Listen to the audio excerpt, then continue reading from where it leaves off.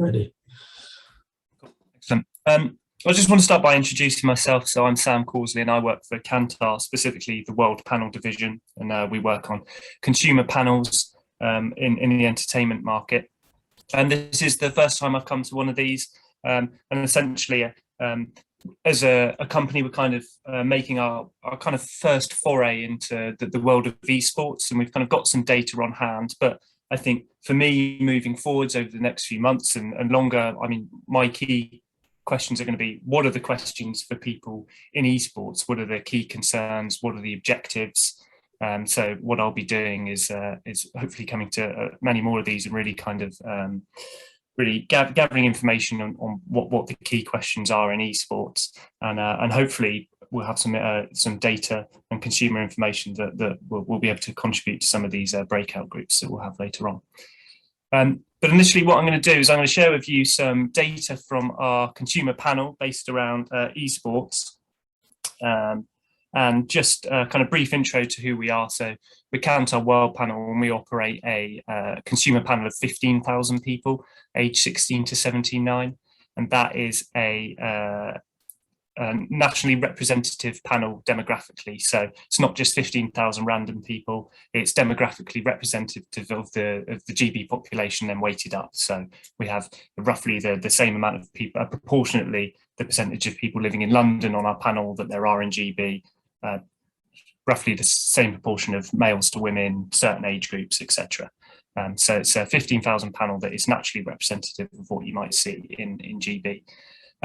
We primarily focus on transactional behaviour, and that's across all entertainment, so music, video, video games and books. We're moving into streaming on our kind of video service, because as we all know, the transactional market in terms of video and especially music probably has its days numbered. But in terms of actual video games, the transactional data behind kind of physical purchase of video games and digital games, that's our kind of bread and butter. But we've got a wealth of knowledge, and we started kind of putting in some kind of esports questions, which we can kind of attach to this kind of bank of people that we already have in our database. So I'm going to run through some of the kind of data we've got. And forgive me, I'm not an esports expert by any imagination. I'm just a very keen gamer, and I watch a fair amount of esports, but again, really looking forward to kind of learning from your guys' experience over the coming months, and feeding that into the way we kind of develop our service and the kind of information that we can kick out of it. Apologies if this data is very basic and very simple, but it'd be great to get some kind of feedback on what you guys think are relevant, what's relevant information, and what might be some blind spots in terms of the kind of data around esports.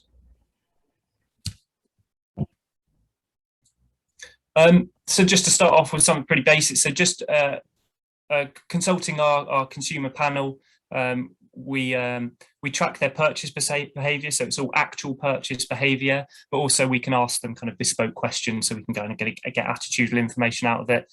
And so at the beginning of this year, we asked our panel, how many of you enjoy watching esports? And it was roughly just under 1 in 10 of the GB population claimed to actually enjoy watching esports, and that's 8%. So and as far as I can tell, I've got no benchmark for that statistic outside of a kind of YouGov report I read, which suggested it was about 7% of UK adults that are actually engaging in esports. So in terms of the kind of information we're getting back, it seems relatively similar to kind of other surveys. And as you might expect, it's particularly prevalent in Gen Z. So in our panel, that would be 16 to 24-year-olds, where almost 16%, so 16% of them agree that they enjoy watching esports, and it's more prevalent amongst those younger age groups, as we might imagine. And I imagine most of you are here because you don't see esports to be a flash in the pan. It's going to be something that's going to stick around for the years to come. It's really growing. And actually what we've kind of noticed is it kind of marries itself up with the kind of unspoken philosophy of ownership, which is prevalent amongst younger age groups, millennials and Gen Z, so kind of basically anybody under the age of 40. And that's the idea that these people under the age of 40, now everything, the music we get is likely to be streamed.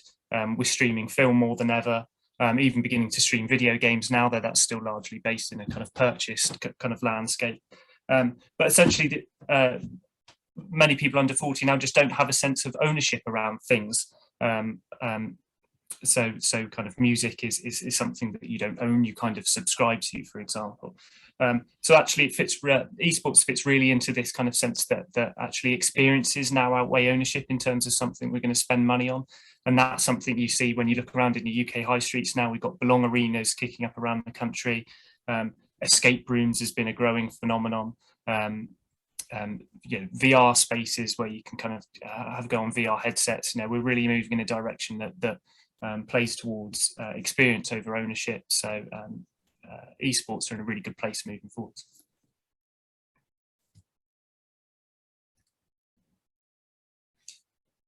Probably a particularly dry bit of information, but we collect the whole demographic information of our panel. So for the esports viewer, we can say what their age is, their gender, what life stage they're at, if they have children, but also where they're from in the country. And actually what we found is those that do interact with esports are most likely to be from London versus the average game buyer. So actually we've got over 1 in 10 of those people that said they were keen on watching esports living in London, which seems to be a good thing for me, because that's the place that you're more likely to have arenas or where you can host events, etc. I'm from Devon, and nearest, deepest, darkest Cornwall, and that wouldn't be an ideal place for have people to be extremely keen on esports, because people would have to be travelling into the middle of nowhere if you wanted to be hosting events. So London is the kind of epicenter for esports viewers. And what I guess might be unique about our panel is our ability to link kind of attitudinal behaviour to actual purchase behaviour. So in terms of esports buyers, we know who they are. As esports viewers, sorry, we know who they are demographically. We know where they live in the country, but we know actually what they're spending their money on, and not just in video games, but we could say across cinema, TV, video, etc. But what we do know about the esports viewer is that they do spend more money on video games than the average video game buyer. Again, something you probably expect. Is that purchasing motivated by the fact they're watching esports, or are they watching esports because they're heavily involved in video games? Probably a mix of the two. But if I take myself as an example, something like Rainbow Six Siege, I bought that, must have been probably 6 years ago now when it first came out. Played it for a couple of years and then kind of dropped off it for a bit. But the esports community has really kept that game alive.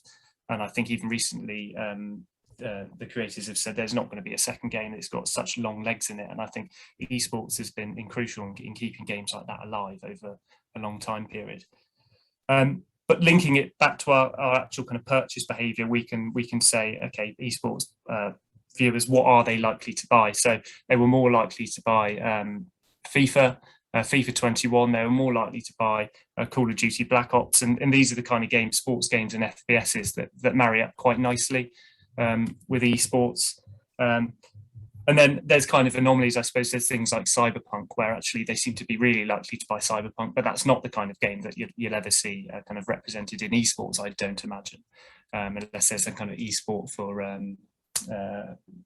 those kind of speed gamers, which I can't particularly envisage anytime soon. But I suppose one thing we can do is perhaps isolate those franchises that might be underrepresented in actual esports, but actually there are a lot of people who view them that do purchase those genres and franchises.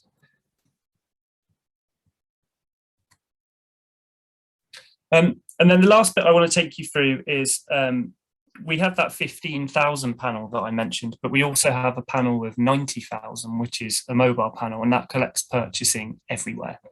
So if you buy a yacht, you take a picture of your receipt and we'll put that onto our panel. And if you buy a pack of cigarettes, that goes onto our panel as well. So we can check the correlation between people buying yachts and cigarettes. Not that I'd take too much notice of that, but essentially we recognise people's wider purchase behaviour outside of just kind of one area. And so, for instance, one thing we've been doing with podcasts recently is you can take a podcast. This is Fern Cotton's Happy Place, and then we can actually look at their really expansive purchase behaviour. So we know what retailers the people that listen to this podcast go to, and so it's Co-op, Marks and Spencers, and Boots. And we also know, we just isolated confectionery here because it seemed more relevant, but what they're actually purchasing. But that can be anything from food to sports sports brands, or indeed yachts, though I don't think we'd have a huge sample of that on our panel. But one thing we're keen to do is then develop this on and do it for the esports viewer. So harnessing the power of that panel is, this is dummy data. So don't treat any of these statistics as fact by any stretch of the imagination. But for the esports viewer, we could isolate what retailers is it that they're shopping in, and actually what brands is it that they're purchasing. Again, I know there are companies that have similar abilities to do this based around kind of different techniques. I think Nielsen do something similar. So this is not one of those things where I thought I've had a great idea. We can link esports behavior with brands to help kind of knock out sponsorship deals with the kind of relevant partners. But again, it's one of those things where we can link kind of attitudinal behavior to actual purchase behavior, so we really know what people are purchasing. But again, if this is one of those areas where it's something we collect, but quite literally, I don't know. I'm not sure of the kind of the desire for this in the esports community. If it's something people can do, if it's actually needed.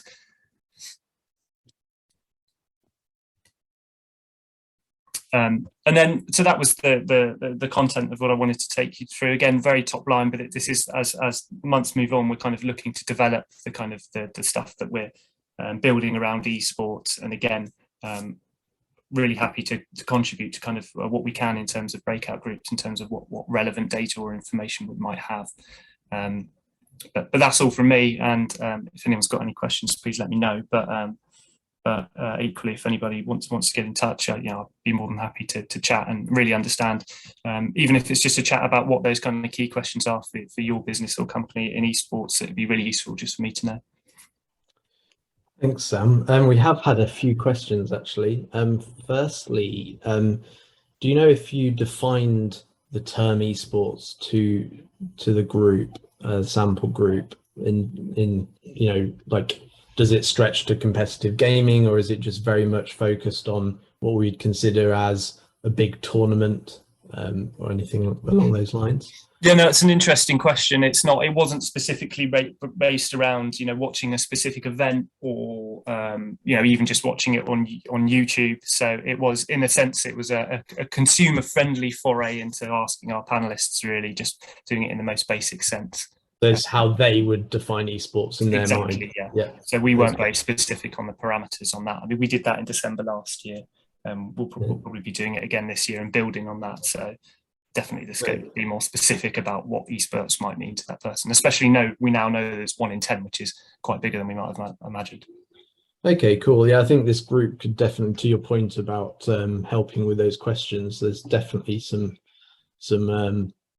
contribution there. David, who represents Women in Games, mentions that there's a lot more women who compete in competitive gaming, but may not consume esports. So I think that's super interesting.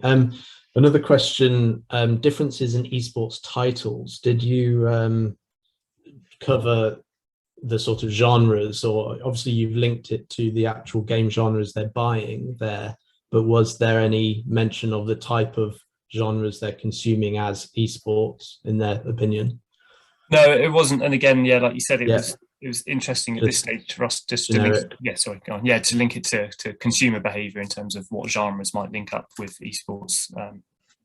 Okay, cool. And then just from my side, I think when we look at the sort of business of esports, and we look, there's two main kind of areas which commercialize and help grow the industry. One is obviously the direct benefit game publisher gets out of actually running tournaments, which isn't necessarily obviously the day one sales. It's about the ongoing revenue generation for a game. As you mentioned, Siege, 6 years old, but yes, it's going strong still because of its largely esports ecosystem generating consistent sales. So I think it'd be really interesting to try and link into that type of consumer behavior in the DLC and the add-ons, etc. And then secondly, obviously when you're looking at IP specific, so you've got that example of the podcast.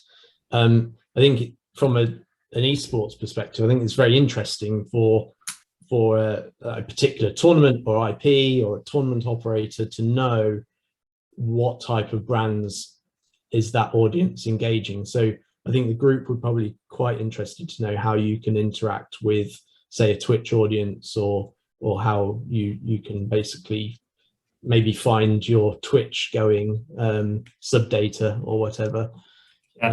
Something along those lines. But yeah, super interesting. I think on that breakout group, I think that's probably something we should follow up on, Sam and David. Maybe invite the group to sort of join something to think about the questions that could be posed. Yeah, good idea. I'll work with Sam C on that afterwards, see if we can work out how we can get the group to feed into that. It'd be excellent. Fantastic. Assuming you want some help, I'm up for it.